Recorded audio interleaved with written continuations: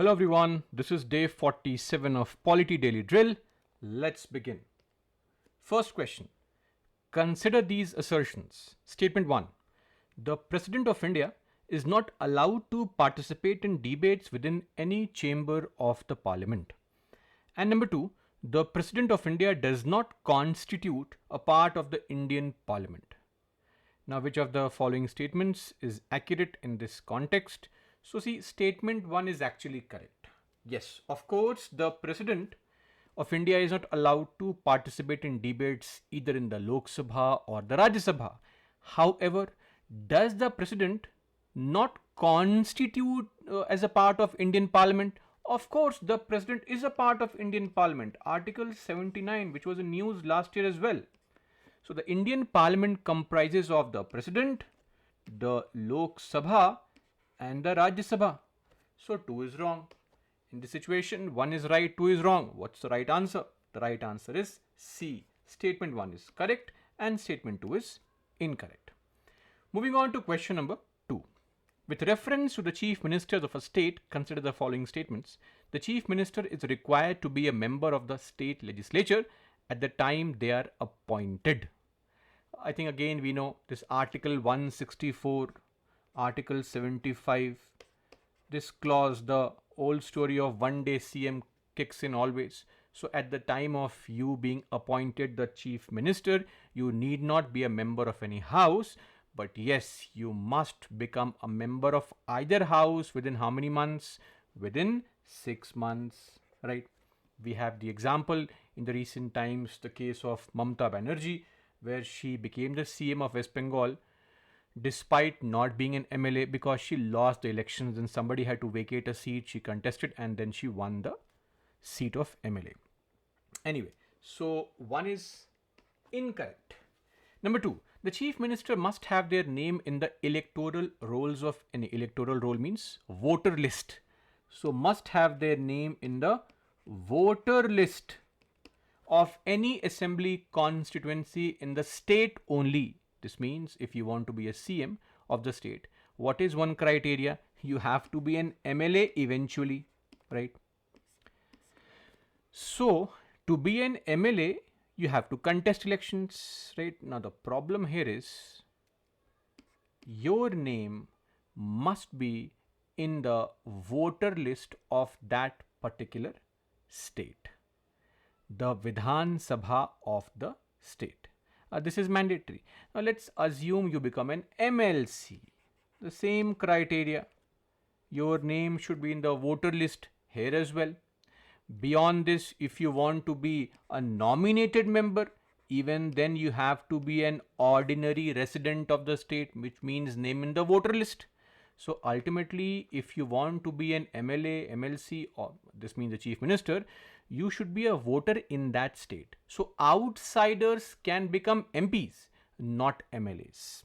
So yes, 2 is correct. Which of the statements is correct? B, 2 only.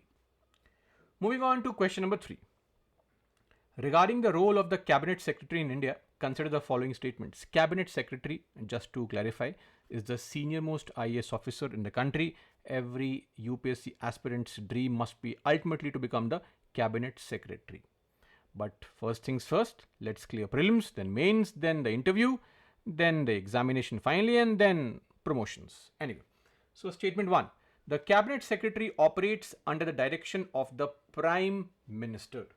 This is correct. The Cabinet Secretary indeed operates under the leadership of the Prime Minister, serving as the senior most civil servant and of course the head of the Indian Administrative Service. 1 is correct.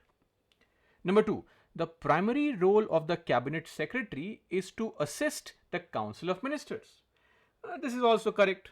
The primary role is to assist the Council of Ministers. He provides them with administrative support, also facilitates smooth communication between ministers, ensures that the implementation of government policies is consistent across all the levels. Correct. And number 3, the Cabinet Secretary serves as the ex officio automatic chairman of the Civil Services Board. By virtue of him or her being the Cabinet Secretary, he or she becomes the chairman of the Civil Services Board. Absolutely correct. the secretary, the cabinet secretary, is the ex officio chairman of the Civil Services Board. This board also handles appointments and other bureaucratic decisions at the highest level. How many statements are correct? C. All three are correct. Moving on to question number 4. Consider these assertions. A constitution outlines the structure of a state and the rules it must abide by. Okay. Effective constitutions provide individuals with incentives to comply through their stipulated provisions, and constitutions embrace the principle of what? Dividing powers among various authorities. Statement 1. Yes, a constitution indeed provides the fundamental structure of a state and sets forth the principles and, of course, the norms that govern its operations and the behavior of its political entities. Absolutely correct. Also, effective constitutions provide incentives for compliance. How? By establishing the rights in the country, the mechanism of rights, and also responsibilities, duties that align with individual interests with the broader legal and also societal frameworks. This encourages adherence. There is something for everyone in the constitution.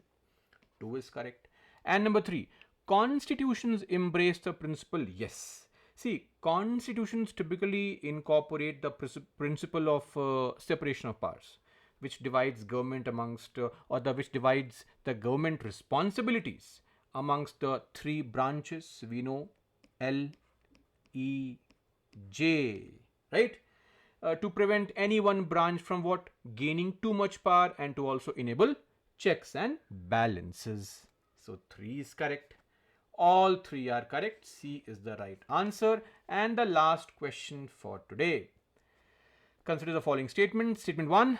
The 103rd Amendment to the Constitution of India significantly impacts the principle of equality for citizens. Firstly, what is the 103rd Amendment Act? This Amendment Act of the year 2019 provides for reservation for EWS, economically weaker sections, up to 10%. Does it impact equality? Of course it does. Number 2, 103rd Amendment modifies Article 14. Now, no, it does not. It modifies Article 15, adding a clause 6, and Article 16, adding a clause 6. Right? See, reservation is what? It's positive discrimination. It's an enabling provision and it is a positive discrimination. So it does not modify Article 14 but 15 and 16. 2 is wrong, 1 is right. The right answer is what?